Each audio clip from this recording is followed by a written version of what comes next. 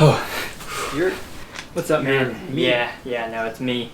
I guess I'm you from the future. I don't really know how I got back here, but I've been working for a couple of years now, so I'm a little bit wise, a little bit knowledgeable. So I figured I'd give you a couple of tips that I wish I knew before I graduate. I figure I might help you out, make your life really what's easier. gonna happen to me in the future. Yeah, so if you want to just come with me, we just talk about life, talk about things, stuff like that. First tip. Yeah. Whatever you're wearing, don't keep doing that. But yeah, no, let's go this way.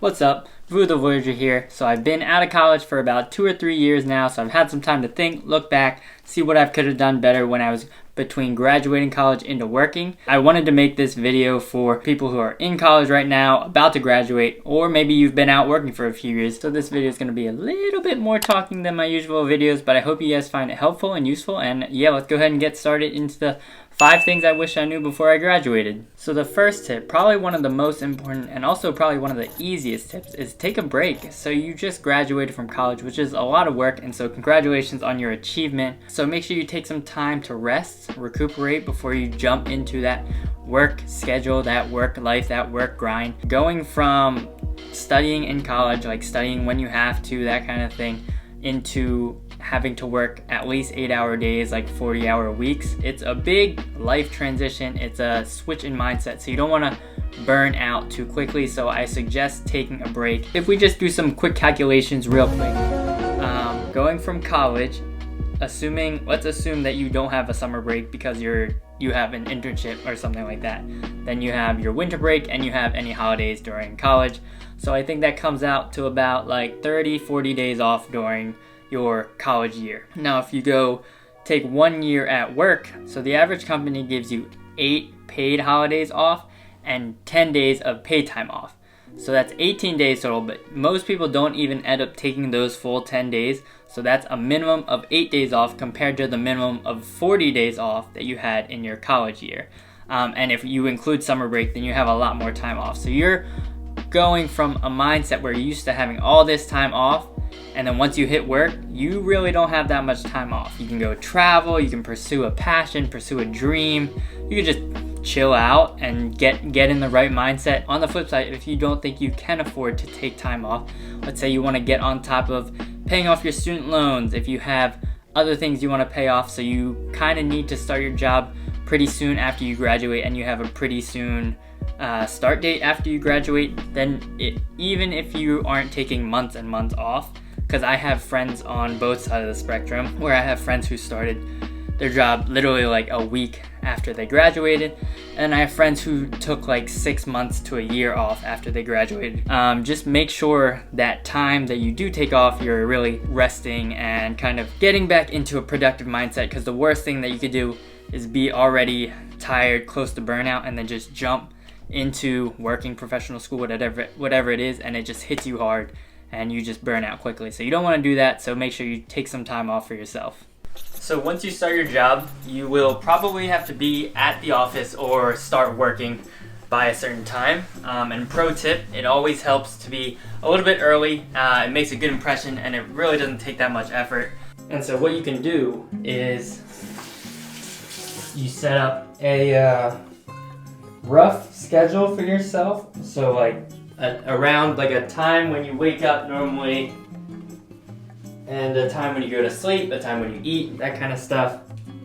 And that way your body will get used to it, so that when you have to wake up for work or for anything, it's really not that big of a deal. And it honestly helps to kind of like maximize your day, make you feel productive, make you feel like you're getting stuff done. And then basically after you set up your routine, then your body will pretty much automatically start to get used to it. Like nowadays, I kind of wake up naturally around 7 a.m. and my body's fine with it, so. And another thing having a routine helps with is when you run into like a long day or a long week or anything like that, which you inevitably will, helps you to get through that long day or long week a little bit quicker. It's almost like a checklist where you're like, oh, today's a long day, but I did this and this and this. And so now we're on to the next day. And also, if life gets a little messy, you have your routine to add a little bit of order to your life, being like, okay, like I'm not a total failure, my life's not a total mess, I am getting some stuff done. So we talked about budgeting your time, now let's talk about budgeting your money. So for most people, the first full-time job offer you get, for a lot of people, that's more money than you've ever seen in your life. At least that was the case for me. And so you want to make sure that you are not spending more than you make. That's pretty important. I mean, it makes sense when you say it out loud, but putting it into practice is definitely very important to do as well. So most of the time, that money that they first offer you up front, it's not always the amount that you're taking home too. You have to consider that a lot of your money will go to like subscription services nowadays, Netflix, gym memberships, that kind of thing. You got food and groceries, bills to pay, you have rent, and then you got taxes. So all in all, they actually end up taking a lot out of your chunk of money that you're offered. So you have to make sure you're keeping track of that. I ran into this problem when I was first starting my job. So I took a little break off after I graduated, a couple months, and then I had signed my lease in DC. So when you sign the lease, sometimes they'll ask you to put down the first month of rent or first and last month. And then you also have to be ready to pay rent. I had worked in college, like a part-time job, so definitely like minimum wage, nothing crazy. But I had crunched the numbers and I was like, everything will be fine. I'm gonna have enough money to last the summer based off of how much I made on my part-time college job. But then I didn't expect Accenture to move my start date back 1 month, so totally threw off my calculations.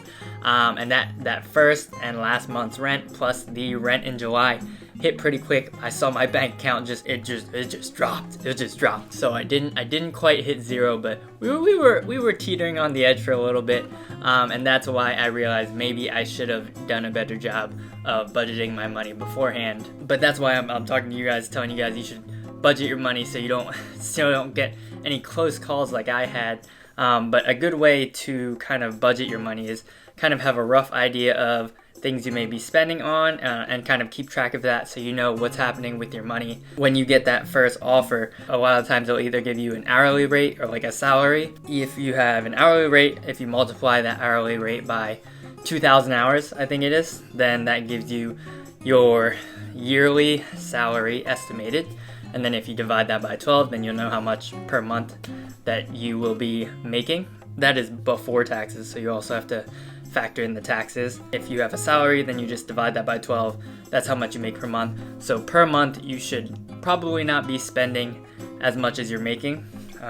Pretty self-explanatory.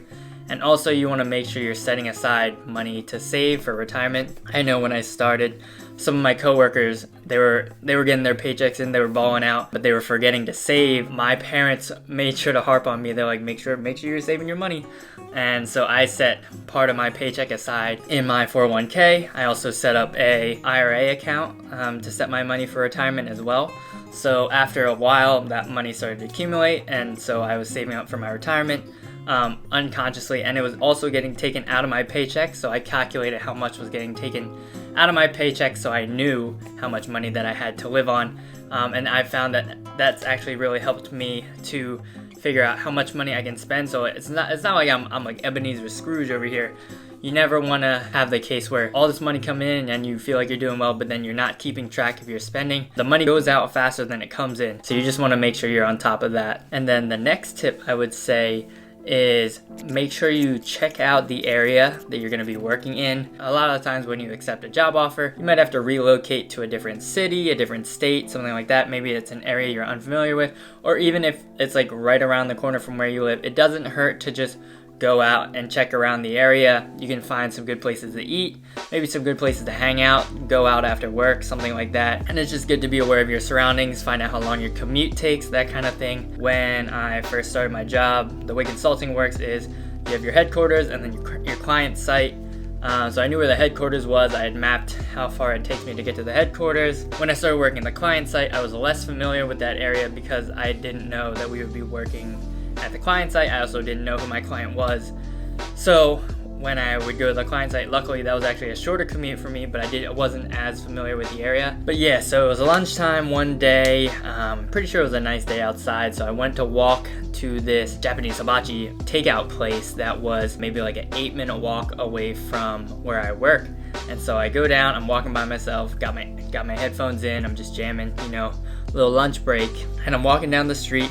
I take a right turn. I had been to this Japanese place like once before, But so I take a right down this street and I'm walking, and then this group of people are walking up to me. I'm just looking ahead, minding my own business, and then they stop in front of me, and then they attempt to grab me and then grab my wallet, but luckily I reacted pretty quickly and I just kind of like shook them off. But yeah, so they tried to mug me broad daylight, because that's just like a bad street to be in, and I guess I was dressed up in my shirt and tie work clothes, so I guess I looked like a target. But definitely from that moment I was kind of shaken. But ever since that day I have gone back to the Japanese restaurant, and I'm just more careful when I do walk there, and I just kind of know that, oh, like if I go down the street I should make sure that I'm on my toes, kind of thing. So yeah, luckily nothing happened. So definitely check out the area where you will be working, just so you know what's around there. It doesn't hurt, better to be safe. And then the last tip I have for you guys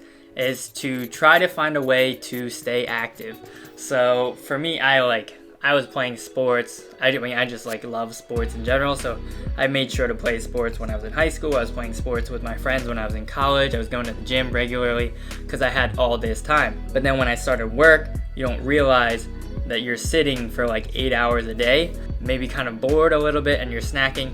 And all that snacking and sitting, it's not great for your body. I started to lose some of my gains that I had in college. The small amount of gains that I had in college, I was starting to lose it. I was getting a little round, so I had to make time for myself every day. So I made sure to incorporate it into my schedule that every day after work I would go to the gym for like an hour.